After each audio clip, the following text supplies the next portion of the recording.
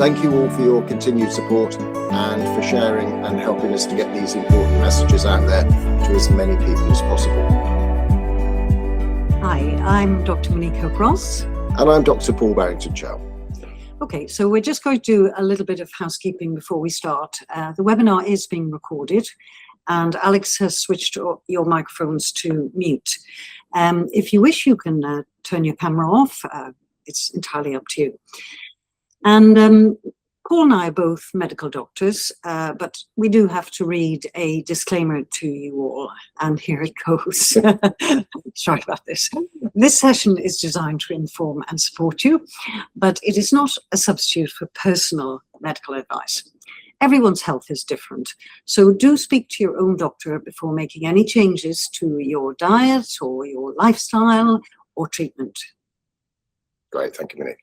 We're going to start with a short presentation on the weight loss lies we've all been told, and we'll then move on to a question and answer session. We've had really a lot of great questions, and we look forward to answering those for you. We hope we'll be able to answer them all. Well, certainly try our best. Okay, I'm just going to share my screen.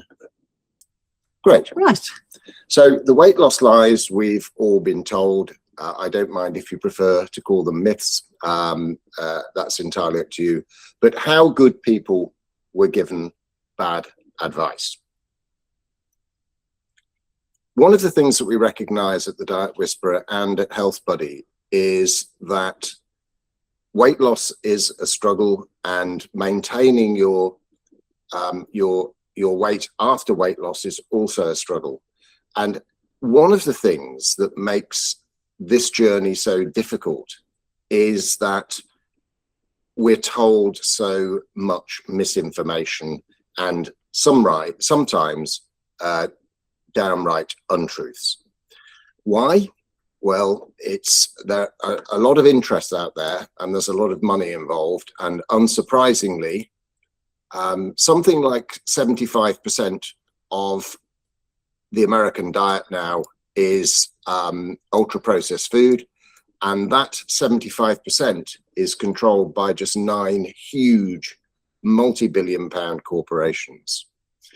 We also have supermarkets that stock ultra-processed foods, and those ultra-processed foods, again, 75% of those foods contain added sugar in the form of usually high fructose corn syrup or table sugar. We have government guidelines, and you'll all be familiar with these type of diagrams that come from, in the UK, from Downing Street, from Capitol Hill in Washington, DC, and also the Australasian governments. And it is absolutely staggering how much sponsorship and influence big food has on those committees that draft the guidelines for nutrition. Things are changing in the States with RFK Jr., and we'll have to just watch that space as that develops over the next few years. But of course, Big Pharma also benefits, because not only do these foods make us put on weight, but they're also responsible for over 200 chronic polygenic diseases that are both physical and mental, and we've seen the struggle that people are having with mental problems currently. So lots of vested interests. Today we're going to talk about low-fat foods. We're going to talk about small, frequent meals. We're going to talk about the calorie. In context of the human body, a calorie is certainly not a calorie, and we don't apply the rules of thermodynamics to calories in the body. And dietary fats are bad. That is the other myth that we'll be dispelling today. So let's start with low-fat foods help us to lose weight. Low-fat foods came about in the 1960s and 70s following papers by an American pharmacophysiologist called Ansel Keys. And the debate at the time was that there was a big rise in cardiovascular disease, and the governments had charged people with looking into why this was happening, particularly myocardial infarctions and cardiovascular deaths from myocardial infarctions, heart attacks, and strokes. And the two counter arguments at the time were Ansel Keys' argument that said this is all down to saturated fats, both from meat products and dairy products. And the UK argument was put forward by John Yudkin, a professor at Cambridge, who had said all along that this was actually not only correlating, but causative correlation with the rise in the consumption of sugar. We were consuming about 3.5 to 5 teaspoons of added sugar each day then. Sugar consumption has tailed off slightly since 2000 as people are becoming more and more aware of the dangers, but at maximum, in a highly processed, ultra processed food diet, we're eating these days up to 50 or 60 sugar lump equivalents a day. So low fat foods, one of the big problems, when this industry was born, the big food manufacturers set about taking the fat out of low fat foods, and they tasted awful. And that was a big problem. So what they did was they actually replaced the fat with sugar. And that's where we started to really pile on our sugar intake over time. When we look at sugar, it's very important. It's a nuance point, but sugar has one monosaccharide of glucose and one monosaccharide of fructose. Fructose is about 50 times more sweet than glucose. And if you don't believe me, take a bit of pasta, which is glucose only, and there isn't much sweetness there. Fructose is what provides the sweetness in table sugar and high fructose corn syrup. They usually occur in a roughly 50 to 50% ratio. And sucrose is glucose and fructose. And sucrose is a disaccharide, which is exactly, it's glucose and fructose that is broken down readily into the gut. And that's table sugar. And that's table sugar. What happens, and this is a really important, although nuanced concept, they both have the same molecular structure, which is C6H12O6. They're made of carbon, hydrogen, and oxygen. But one is a hexose ring, one is a pentose ring. Very, very similar, but hugely different effects on the biology and the biochemistry in the body. When we eat glucose, we get a rise in insulin. And if you were here at last month's webinar, we talked a lot about how when we eat glucose, we get a rise initially in glucose, and then we get a rise in insulin afterwards. And that's a very important physiological concept. And what happens when insulin is present in the blood is it switches on the carb burn, it traps the fat. And if you remember from last time, we had those 4 places that fat is prevented from being burned. And that's why we get this effect of switching off the fat burn when we're eating glucose, because of the effects of the hormone insulin released from the pancreas. When we look at the other monosaccharide, which is fructose, the sweet one, this has quite profound effects on the body. About 80 to 99.5%, depending on the bolus, is actually taken up by the liver after being absorbed from the gut. That switches on something called de novo lipogenesis, which means both fructose and glucose are converted into fats. And in the liver, that results in a fatty liver. And that's now the commonest cause of abnormal liver enzymes, non-alcoholic fatty liver disease. As a downstream result of that, we get insulin resistance, which means that when we release insulin, we release more and it stays up for longer. So we get longer fat trapping and all of the other implications. And also, we see an increase in our bad cholesterol. Particularly, we get an increase in triglycerides and we get an increase in small particle low density lipoprotein. That's one of the most harmful of the lipoproteins. We also get a reduction in our protective HDL, and we get a raise in uric acid. Now, if you're prone to getting gout, this can lead to attacks of gout. And also, we get a reduction in nitrous oxide, which stiffens our blood vessels, giving us high blood pressure or hypertension. So you can see there that two molecules with the same molecular format have profoundly different effects in the body, and none of them are good. Well, how do you spot these bad foods, these low-fat foods that Paul has explained to you are unhealthy because of their high sugar content? You won't find them in the vegetable and fruit aisles, even though those foods are naturally low-fat, because nobody's going to label them, because, you know, that would be a nonsense. But they will label some foods which are naturally low-fat as low-fat. So some cereals, as illustrated here, will say low-fat on them, some sort of attempt to make it sound healthier to the uninitiated. And this is a marketing ploy, really. So there's sort of two types of low-fat foods that you'll find in the supermarket.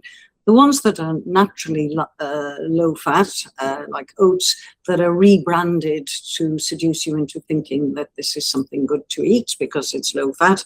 And then foods that take what is a good food, such as milk, full-fat milk, and take the fat out of it and make it fat-free milk, and then persuade parents that this is best for their children, completely ignoring the fact that the fat-soluble vitamins have been removed. And you will then find, paradoxically, along the fat-free milk with added vitamins. You couldn't really make it up. So many... That might remind people of the fat-free vitamins. Oh, A, D, E, and K. Vitamins A, D, E, and K. And so when you take the fat out of a food, if that food has any of those fat-soluble vitamins, which most of these do, then you're removing those vitamins also. So you're making it less nutritious. You're reducing the micronutrients. Light salad dressing is pretty obvious. Cottage cheese starts off at 5% and it's reduced to 1%. And then all the chocolates and cookies with low fat. So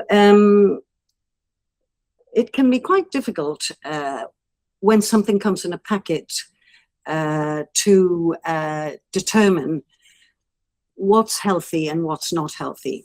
So here, the natural yogurt, 5% fat, that's natural and that's healthy. 1% fat is not natural. The fat has been removed from this. Now, chances are that will have reduced the taste and altered the consistency of the product. And it's for that reason, the taste Paul's alluded already to saying that the manufacturers put in added sugar. But also they put in emulsifiers, gum, preservatives, additives to make it as smooth as the full fat product.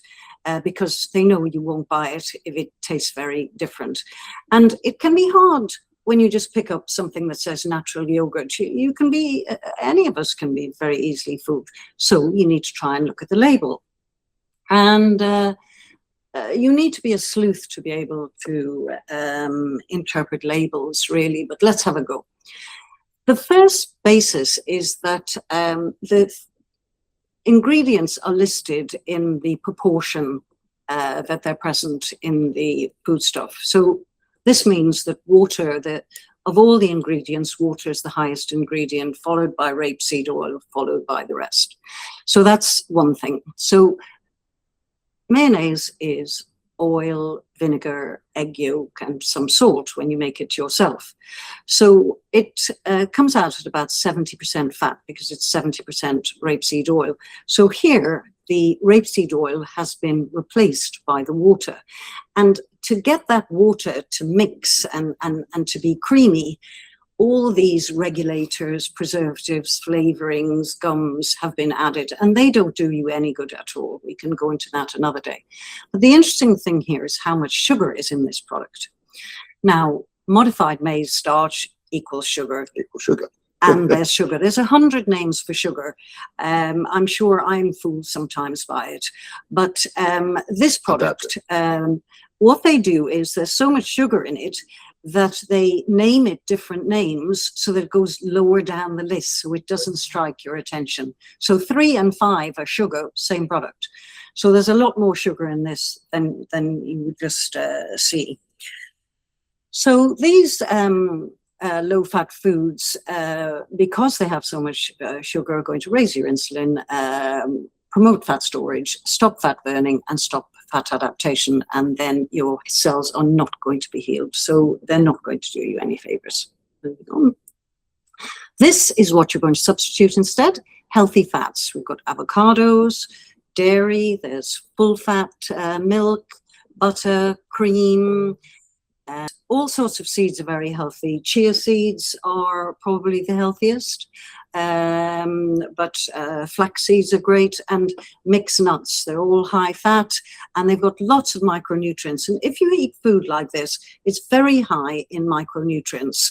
It's energy dense, yes, but it gives you everything that you need. And obviously hard fat cheeses, a lot of those are low carb and just high fat and some protein. So you're going to abandon the low fat in food industry and substitute real food, real fats, very healthy. So having looked at that, we are now going to move on, Paul, to myth or lie number 2. Yeah. This is something that was born out of, I remember in my medical school days in the late 70s and early 80s, that this was very, very common advice for for weight loss and also for type 2 diabetes. And it was just frankly wrong, because what was happening is you were creating these multiple spikes. So cereal for breakfast, insulin spike, followed a blood sugar spike, followed by an insulin spike. Biscuit, as the quite often what happens as well, in particularly with insulin resistance, you get a bigger, you get a drop in the blood sugar as the insulin stays higher. And this causes little reactive hypoglycemic attacks where you get sort of sweaty lip and a bit trembly, and that causes us to go and look for more glucose. So we end up with this pattern of snacking: tea with milk, lunch, maybe a fizzy cola, then tea, then supper, then cocoa, and so forth and so on. So if you actually look at the alternative to that, which is an intermittent fasting diet, this is 2 meals a day shown here very clearly, and you can see that the basal insulin level is absolutely superb. And that's exactly what allows our fat to be burned. And so we're eating our meals at appropriate times, we're eating appropriate foods, the insulin comes up, it goes back down quickly, and we have long periods of time, including the overnight period, where we're able to access our other source of fuel, which is our fat stores.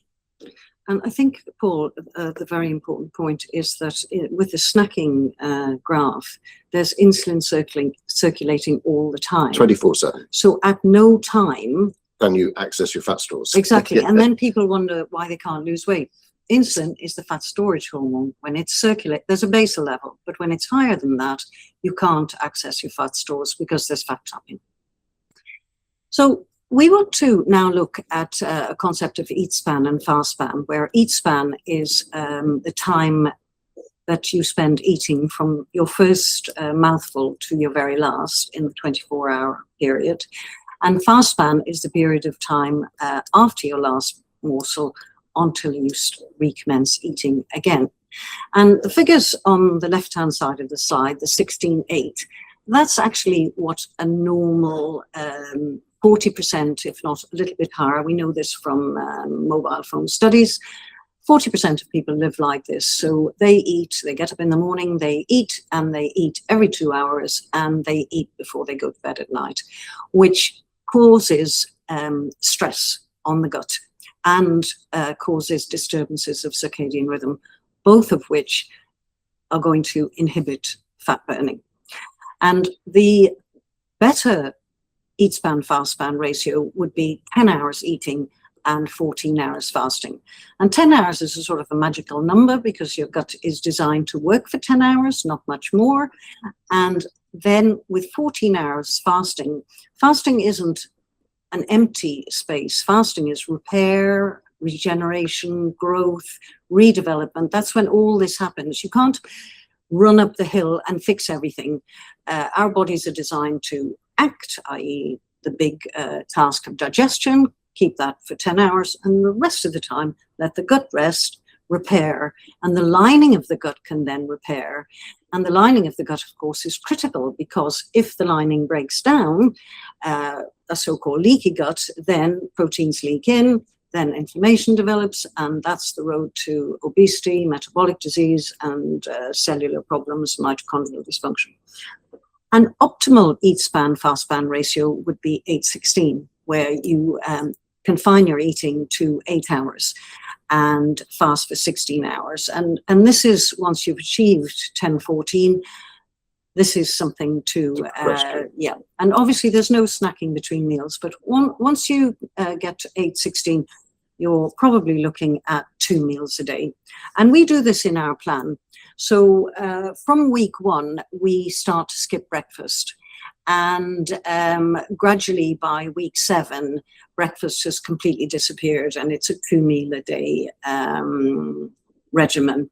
And that allows you to have the optimal eat span of 8 hours and allow for fasting, repair, regeneration, your mitochondria to heal, to create new mitochondria. Once your cells then are fat adapted, you can use your own snack bar instead of breakfast because you can access your fat stores, you can burn your fat and lose weight. So that's the benefit of shortening your eat span. Okay, myth or lie number 3, calorie counting. This is an example that we came up with some years ago, and it's a very nice example of how a calorie eaten is not necessarily a calorie absorbed. These 2 carbohydrates, 25 grams of hay from the stables, 25 grams of rice from the larder. There's a crucial difference between these. Although they're chains of glucose, the rice has alpha 1,4 and 1,6 glycosidic bonds. So we have enzymes in our gut that can actually break these down, allowing the glucose to be rapidly absorbed. And that's quite typical across all of our staples: rice, pasta, potatoes, bread, and cereals. When we look at hay, for example, these have the beta 1,4 and 1,6 glycosidic bonds, but we don't have cellulase to break that down, whereas your horse does. So if we were to eat 25 grams of hay, 100 calories of hay, we would get 0 calories absorbed into our body. It's just a nice way of explaining how the calorie is a calorie is a calorie is just not true in the human body. And there are lots of examples as to why that's the case.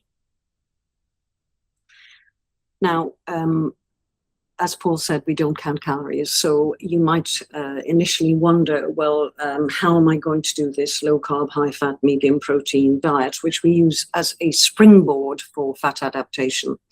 And these are the foods that we recommend you eat as part of it. So how does this, on the left side of the slide, translate into meals?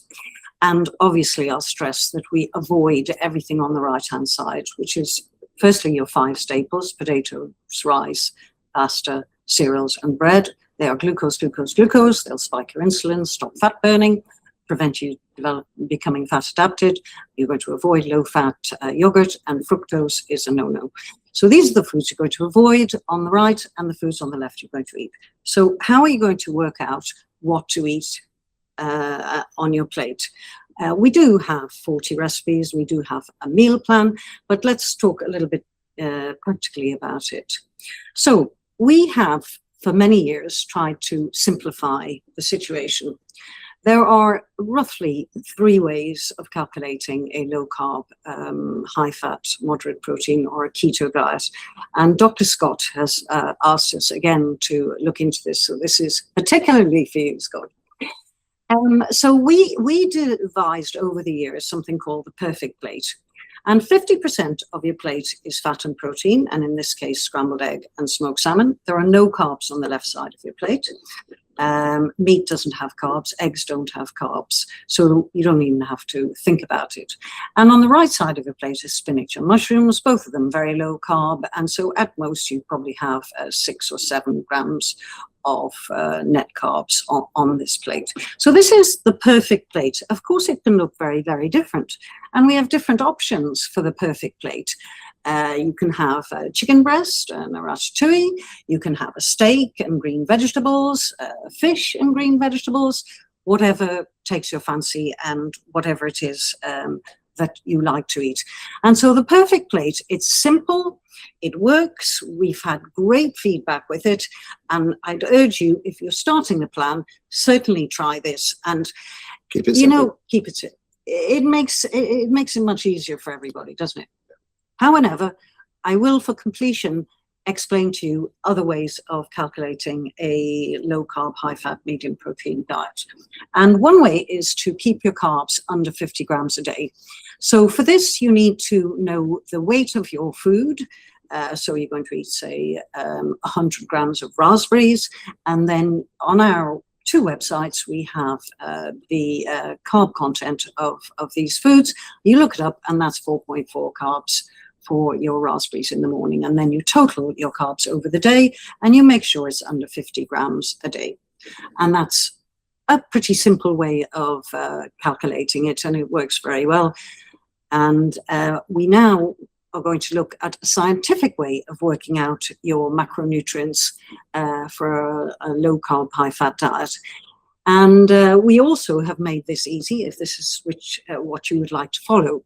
So you go onto our website, go to calculators, look for macronutrient plans for keto, put in your measurements, height, weight, and this will automatically then show you your macronutrient plans for keto dieting in the 3rd column on the right. And you will see up at the top, there's loss, stable, and stable active. And for weight loss, you need to click loss. And then you will see illustrated what percentage of fats, carbs, and protein you can eat, and what that is in grams. So again, you measure the weight of your food, you look up the levels of macronutrients in your food, you total it up for each meal, total it up for the day, and ensure that you stay within those parameters. And that would be the scientific way, very quite time-consuming until you get the knack of it. And really, we'd suggest you start with the perfect plate, and you'll find that will get you to where you want to get much easier. Without the headaches, exactly. So moving on then, Paul, we're going to go to dietary fats are bad. Yeah. Why would dietary fats be bad?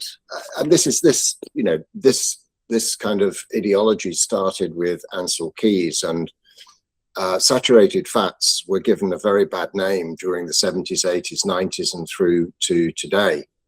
What we now know is that some very bright people have looked very carefully at the data in those original studies, and there is no evidence that those or other studies show that that animal fats, dairy fats, are harmful to to us as human beings. Now, I just want to point out, I apologize, this is very complicated, but it just showed a few things that I wanted to say. Our nervous system, our 50 kilometers of nerves, and our brain is 60 to 65% fat. The the phospholipid molecules in our cell membranes of every one of our 31 trillion cells is protein and fats. And of course, fats are the basis of many of our hormones too.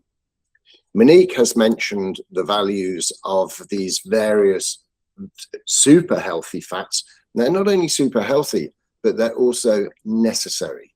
And there's a group of these, which fatty fishes included, the omega-3s, that are called PUFAs, and they're called polyunsaturated fatty acids. And there are 3 that we commonly come across. They have the symbol omega. They're known as omega-9s, which is oleic acid. That's the main constituent of avocados and olive oil. And we have omega-6s and we have omega-3s. And this is quite a nuanced point, but it's an important point. Just like we took more sugar consumption since the 1960s and 70s, massive increase in sugar consumption, so there's been a massive increase in the omega-6. And the rub there is that the omega-6 is pro-inflammatory. So you get inflammatory changes all across the body if you take excess omega-6s, and you need to balance those because they're all necessary, but they need to be balanced with omega-3s, which you get from fatty fish. Why is this important? Well, what we're looking at is we're looking at 20 to 30 to 1 ratio of 6s to 3s in the modern diet, massively pro-inflammatory. That's the ratio of 6s to 3s. The omega-9s you don't need to worry about. You'll get lots of those if you have avocados and olive oil, more than you'll ever need. But here, this 6 to 3 ratio, we need to optimize it. So we need to do everything that we can to get that down to 4 to 1 or less. That's what we call ideal. Optimal is 2.5 to 1 or less. So that's what Monique will point to how we do that in just a moment. And the other thing about healthy fats is they increase our satiety, they stabilize our blood sugar, they lower our insulin, and they help us to preserve lean muscle, and they boost fat burning. And as you have now heard, they're great for promoting fat adaptation. So let's just for a moment consider the insulin. We know that when we take carbohydrates, we get a spike in carbohydrates. When we take protein, we get, this is obviously time versus blood glucose and blood insulin. So this is blood glucose, and when the blood glucose goes up, we know we get an insulin following it very closely behind. And when we look at proteins, we get a slight rise and fall. And when we look at fats, there's hardly any rise at all. So eating fats allows us to keep our insulin at very low levels, which means that our fat burning is switched on and our fat storage is turned off. How do you change that ratio? What I have here is the sources of omega-6s, and the main source is the oils, what food is prepared or cooked with. And most of the oils, other than olive oil, are replete with omega-6s. So something like crisps, as delicious as they may be on the odd occasion with a beer in the pub, it is nothing, a packet of crisps is nothing more than a vehicle of omega-6s. So chips in America, of course. Chips in America, fried food, mayonnaise, all the processed salad dressings, they're all replete with omega-6s. So really eat real food, make your own mayonnaise with olive oil. So these are the omega-6s. The next are the omega-3s. This is what you want to increase. So you get them in oily fish, sardines, mackerel, salmon, nearly all of the seeds, and most nuts. The highest in omega-3s in the nuts are Brazil nuts, macadamias, and walnuts. They also are in vegetables, but not in an active form, but nonetheless, it's probably useful to the body. So the best thing I can say to you is avoid all the crisps and things that are deep fried and processed food. Eat real food. And when you eat real food, have oily fish 3 times a week. And that will transform your 6 to 3 ratio, transform your inflammation, transform your gut, your health, and you'll never look back. So on your left, you're going to bin those and concentrate on eating the foods on your right. Great. Well, we've now concluded the 4 big myths or lies. And so what we'll do is we'll go back and and address the questions that you have all been asking us. Moment, stop sharing, get the questions. Hope you found that interesting and useful. And we do. And thank you for your attention on such a warm evening. Okay, so Great. we are going to start. So we'll try and get to everyone's questions. Apologies if we don't. Firstly, Pam, I've got a question here about quinoa. Quinoa. Your favorite, Paul. Yeah, I have real difficulty when I see quinoa, not actually saying quinoa. Is quinoa a carb? Well, and I suppose secondly, is it suitable for the keto phase of this program? Okay, well, quinoa is a plant which has carbs, some protein and some fiber. And the total carb count is 40 grams, fiber 5 grams, with a net carb count of 35 grams in a cup. Now, if you think that for a low carb, high fat diet to get to become fat adapted, for 1 cup of one food, it's going to take the daily count, and it doesn't come with a lot else. The fiber is only 5 grams, so it's no in a keto diet. By all means, once you've reached your target weight and your fat adaptation, yeah, and your fat adapted, this can be intermittently eaten, but no to a keto diet. So we'll look now at Andy. Andy actually has 2 questions, which we're going to take sequentially. So Andy would like to know how long before I'm fat adapted. Paul, would you? Well, I should imagine Andy wants to know how long it is before he's fat adapted. So yeah, it's a great question. It's a question we're asked a lot, and the way I think about it, Andy, is I think of it in 2 stages. There's the initial quick stage of fat adaptation that occurs over somewhere between 4 and 6 weeks. And that's a good level of fat adaptation, possibly 75 to 80% of your total fat adaptation capacity. The rest of it, that last 20%, it keeps continually improving for up to 18 months to 24 months in some people. And many years ago, when we got fat adapted, we noticed that there was this continuing improvement. And as your metabolic flexibility develops, you'll see some really useful markers of fat adaptation. And just remember, I'll just remind you at this stage that the first couple of weeks can be quite choppy water as your body's starting to make those very quick adjustments to, pushing your mitochondria to fat burning. So what you should notice is that your brain fog disappears, your energy stabilizes, you get stable blood glucose, and if you're measuring it with a device, you'll notice that hypos start to disappear, particularly nighttime hypos.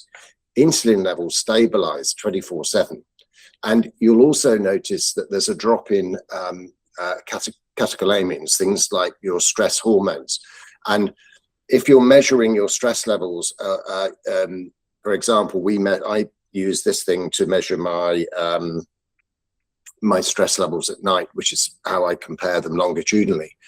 And what you notice is that those stress levels will start to reduce as well. And remember, all of your markers can get worse in the first 2 to 6 weeks. So when we look at those measurable physical changes, really big ones, our resting heart rate will fall, particularly if you measure it as we do. We take an average at night. Your HRV, your heart rate variability, will increase and stabilize. Your BP will reduce.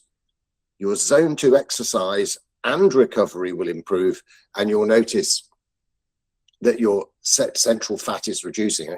There's a really nice trick here, and that is take the diameter of your biceps and your abdomen and measure them periodically. Okay, so we're all building muscle.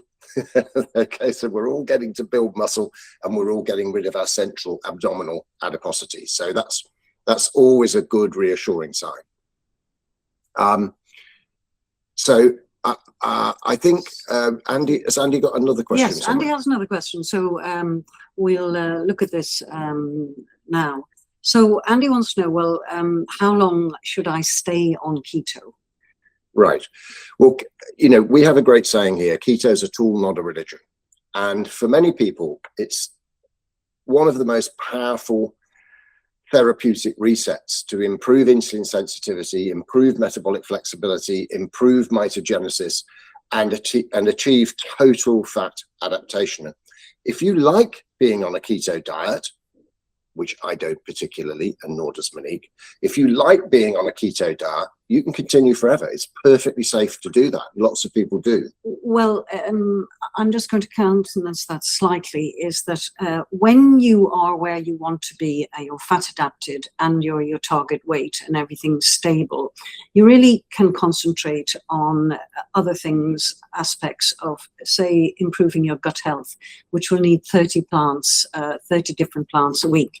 You're not going to do that on keto because you need to include beans, lentils, and root vegetables, brilliant foods, but not going to help you lose weight. But they're the ones to introduce. So we talked then about keto cycling, didn't we? Keto cycling is what Monique and I do. So once you get to the weight that you want to be, you can keto cycle, which means that it's nothing to do with the velo, as the French would say. The keto cycling is just flipping for a week on keto, or 2 weeks on keto, or a month on keto, and then a month on something else that you like. That might be the Mediterranean diet. It might be, for some people, the carnivore diet. It might be a completely vegetarian diet. But you mix and match these to suit where you find yourself at the time.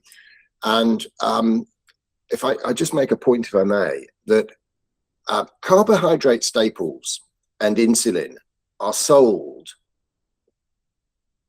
by many people as very, very bad, as the enemies. And they actually do some fantastic things. And Monique and I live for a portion of the year in the mountains, and we often do daily cross-country skiing, sometimes with a randonnée up the mountain on skins. And this is one of our hobbies. When we're doing that, we actually do eat staples. We eat rice, potatoes, pasta, bread on a daily basis. And what we do is we modify our perfect plate so that when we come off the mountain, we're eating these carbs, and our perfect plate, rather than just having complex green carbohydrates, actually has 6 or 8 small potatoes. And what this is doing is it's glycogen replenishment. And this is a serious part of active mountain life. And don't let anyone tell you that it's not. But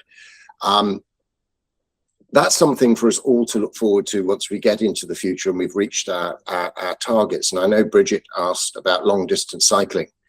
Make sure you carb feed before and especially after. Really important after. You want that protein and carbs after your cycle. And if you're cycling for 3 to 4 hours a day, don't worry about what's happening elsewhere. Everything will sort itself out. So that's my little tip, bit of exercise in there as well. Sarah asked Monique, I've got Sarah's question up here. Advice on keto recipes.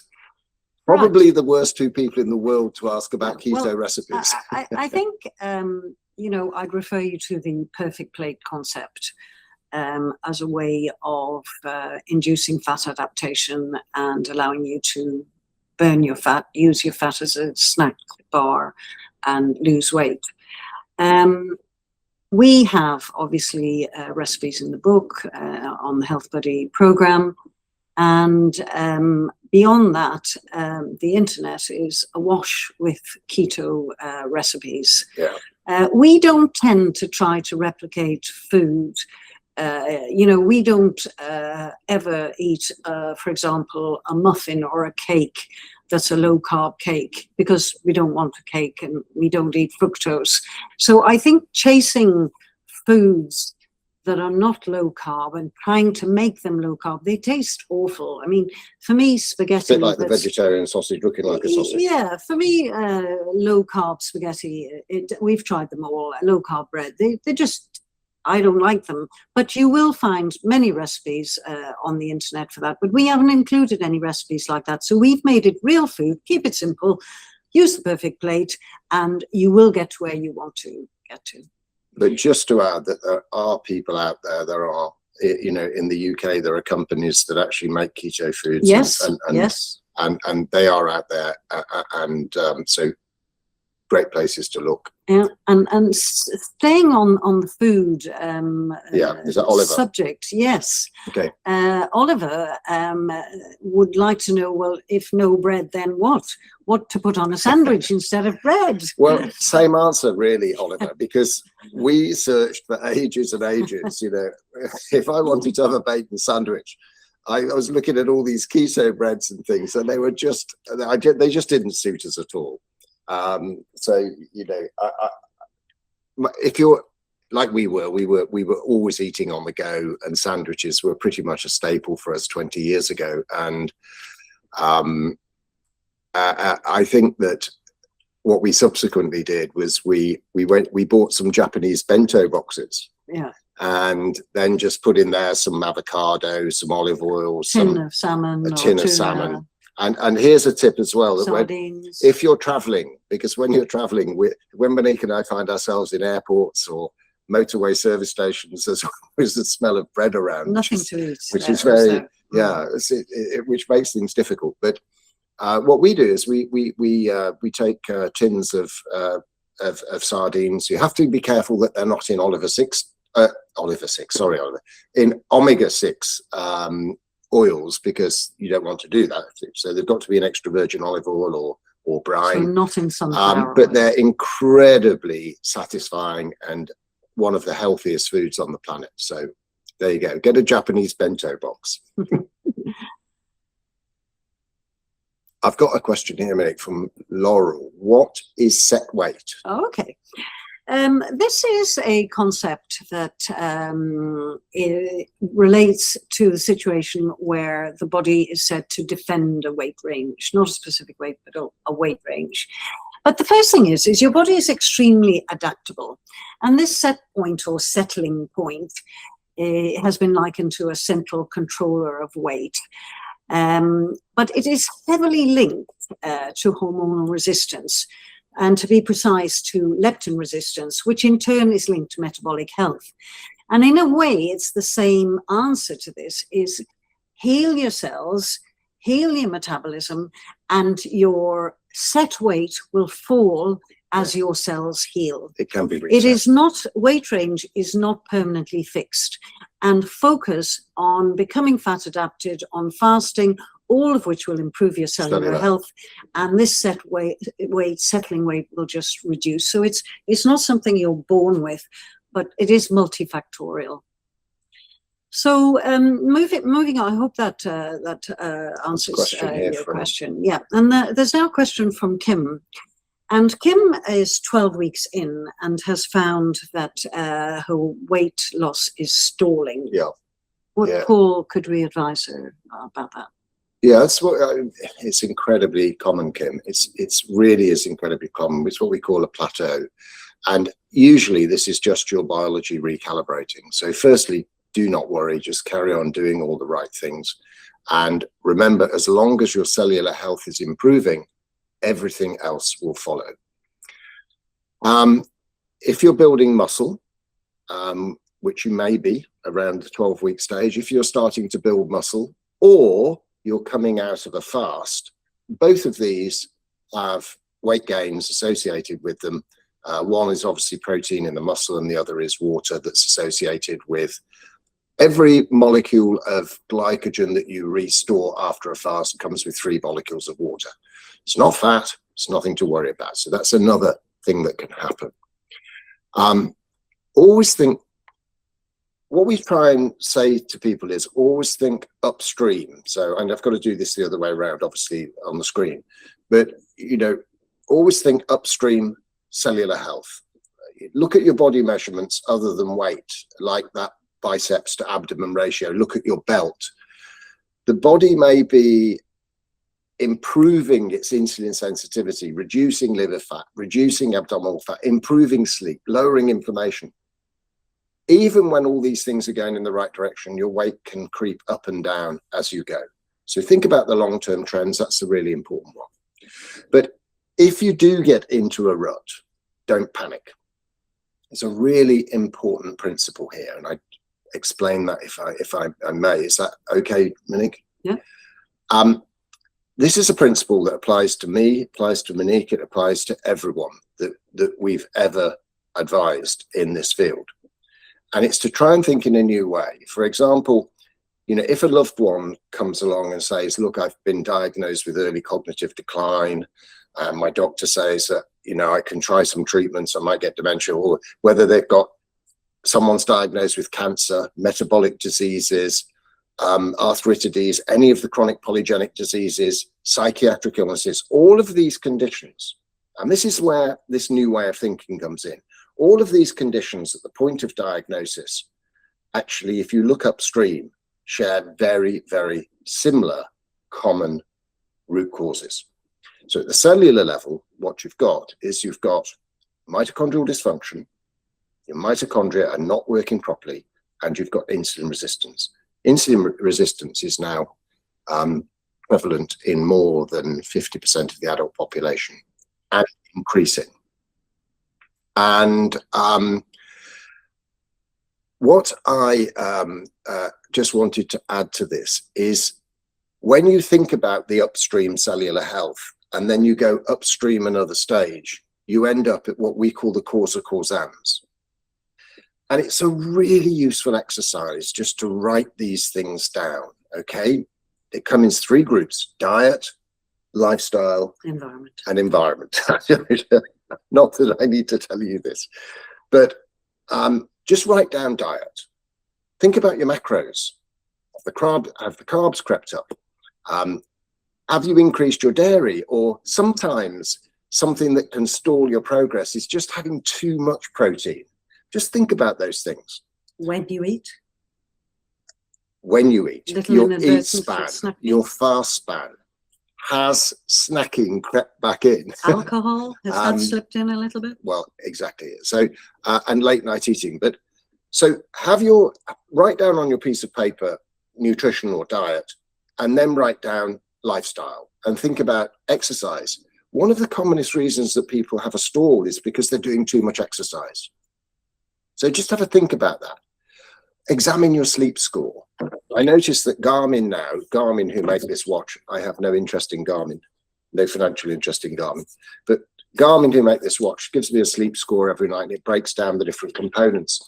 And then you can actually use that to compare week on week as you tweak things in your lifestyle. Sleep score, early morning light resets, circadian rhythm, and thirdly, environment. Particularly think about your stress levels. If you're seeing your stress levels rising during sleep, think about all of the things that are affecting that. If your stress is going up during the day, remember, meditation for 1 hour a day with no other changes is worth about £1 pound of fat loss a week. So that's really important. So just one last little thing. If you're measuring your ketones, this is really important. As your fat adaptation increases and gets better and better and better, your ketones may fall. Okay, so ketones falling is a sign of fat adaptation improving. We can't get to all the questions, really sorry, we've tried our best, but we hope that what we've shared with you is useful. Paul, I think we'll have to wrap it up now, won't we? Yeah, I'm just looking to see if there's any other fairly short. No, I think that they're quite, there's some quite chunky questions, yeah, which we'll keep on file and we'll come back to those next time. I think that upstream, I think that what we were talking about there is thinking upstream, think about your cellular health and then think about the causa causans. break it down into those different areas, and then just look very carefully and see if something's changing that's making your progress plateau. So, well, thank you, Monique. I just want to finish off this evening by saying thanks so much for coming over. For those of you that are in the UK, thanks so much for putting up with the heat. I hope you've got air-conditioned rooms. We haven't. Sorry if we didn't get to your question. And if what you've heard tonight makes sense, then please help us spread the word. That all we're doing is trying to work together to help people find their own metabolic health. So thank you for being part of the conversation this evening. A big thanks to Alex for helping us out on the technical side. And Monique and I would love to see you again. So and hopefully we'll come so again. good night all. Can I just say, we will upload this as we did last month's webinar onto our YouTube channel, and we will circulate you with a link to that. And please share it, please like it, please subscribe. That would be great. But it's been absolutely lovely. I've really enjoyed this evening, and thank you so much thanks for being here. And God bless. God bless and good luck. Cheers all.